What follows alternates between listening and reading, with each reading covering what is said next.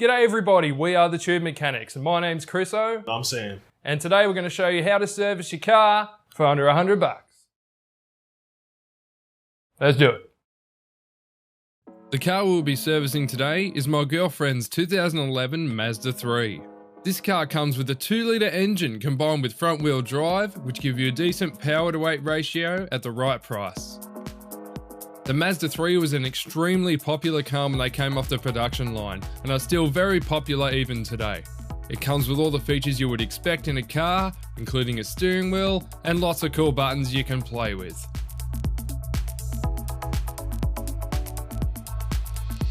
Today we're using Castrol Magnatech Fuel Saver 5W30. This is the oil recommended in the service book. You can use any oil you like, but always check your service manual and see which one is recommended by your manufacturer. We're also using a Ryco oil filter with the oil filter number Z632, which is the exact filter for this 2-litre engine.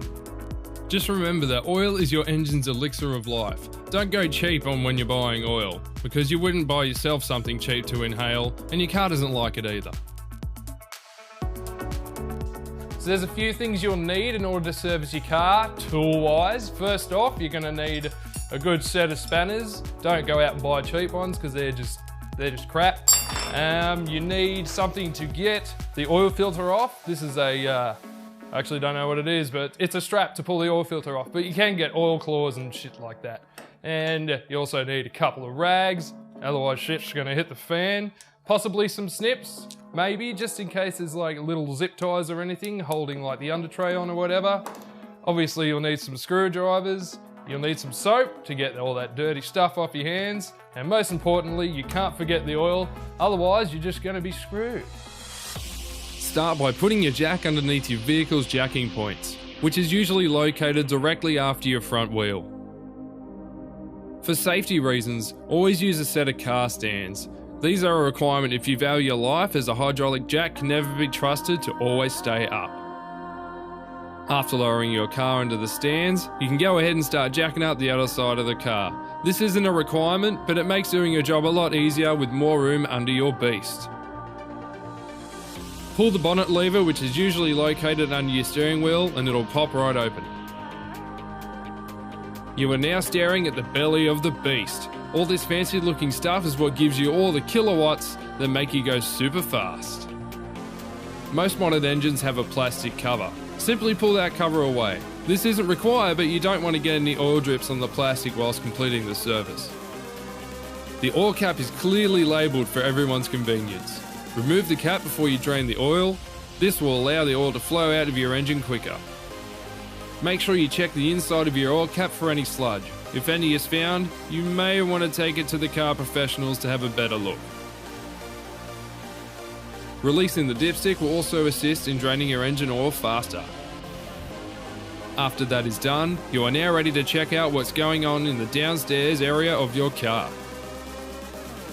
This particular car has an under tray, but lucky for us, the car gods have blessed us with a hole where the oil filter is.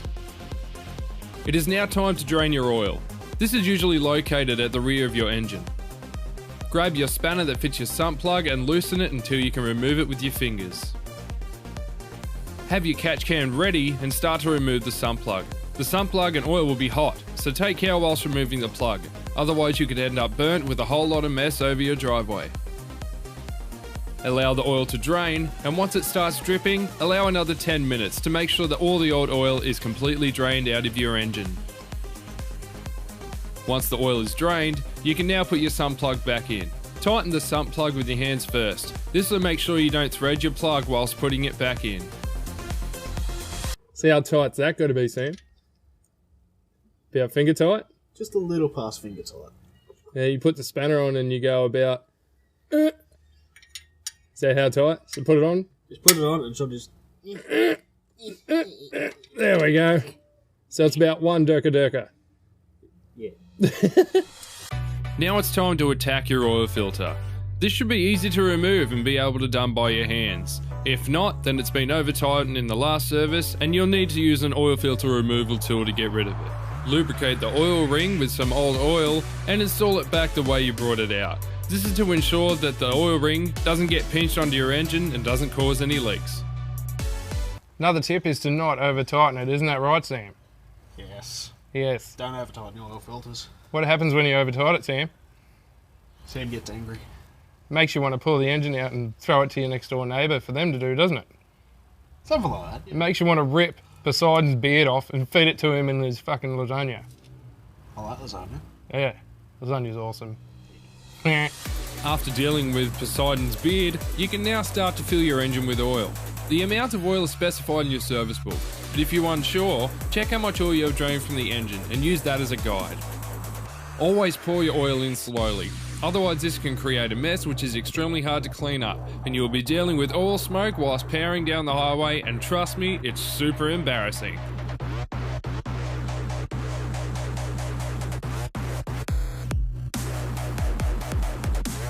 Next, pull out your dipstick and wipe it clean. This is so we can check if a suitable amount of oil is in the sump so we can get this baby started.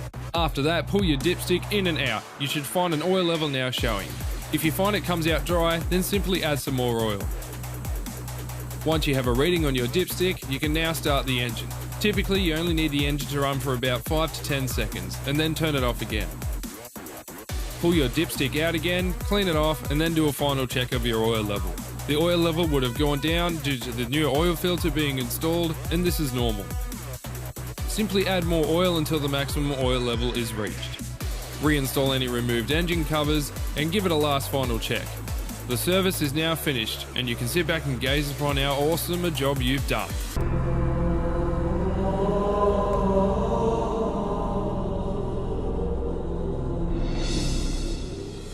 And that's how you perform a basic service on your car. Just always remember when you're under a car, use the correct jack stands and be careful of any hot fluids. That's right, and also if you guys have any questions or any problems with your car that you think we can help with, make sure you comment them below, and we'll see you in the next video. Bye. Bye. I liked it. Did you like it? I liked it a lot. I don't follow.